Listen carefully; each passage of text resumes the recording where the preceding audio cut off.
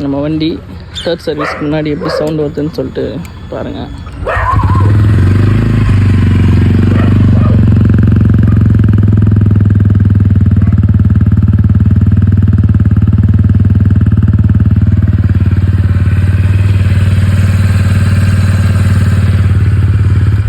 Engine noise கூட அதிகமாகிடுச்சு, கலகலான்னு ஆயிடுச்சு வண்டி.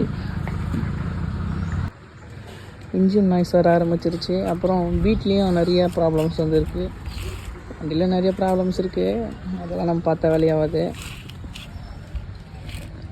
பார்ப்போம் தேர்ட் சர்வீஸ்க்கு அப்புறம் இன்ஜின் நாய்ஸ் எப்படி இருக்குது, பீட் சவுண்ட் எப்படி இருக்குதுன்னு சொல்லிட்டு.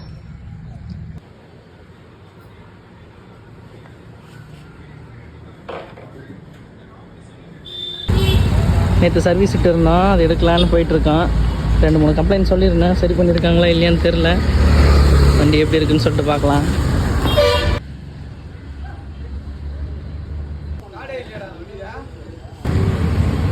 வண்டி சர்வீஸ் ரூம் வந்து எடுத்துட்டோம், இப்போ தான் எடுத்துகிட்டு வந்தோம். 3500 பில் வந்துச்சு. சொன்ன ப்ராப்ளமாக சால்வ் பண்ணியிருக்காங்களான்ட்டு ஓட்டி பார்த்தா தான் தெரியும்.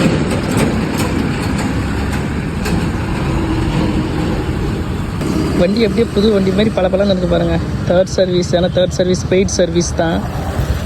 ஃப்ரீ சர்வீஸ் வந்து கேன்சல் ஆகிடுச்சு எக்ஸ்ட்ரா கிலோமீட்டர் ஓடினதுனால.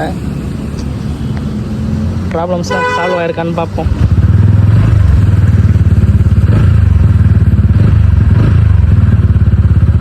இன்ஜின் நாய்ஸ் வந்து இப்போ வரல, ஒரு 10 கிலோமீட்டர் ஓட்டி பார்ப்போம் எப்படி இருக்குன்ட்டு.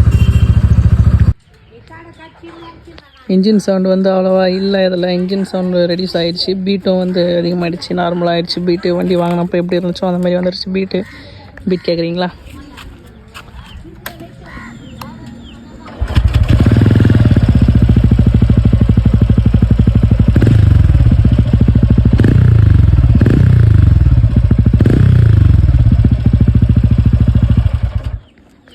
டயர் தான் வந்து ரொம்ப தேஞ்சிருக்கு, டயர் தான் வந்து மாற்றணும்.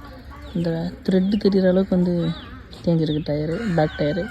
ஒன் சைடாக வந்து தெரியுது டயரு. என்ன அந்த அலைன்மெண்ட் ப்ராப்ளமாக என்னன்னு தெரில.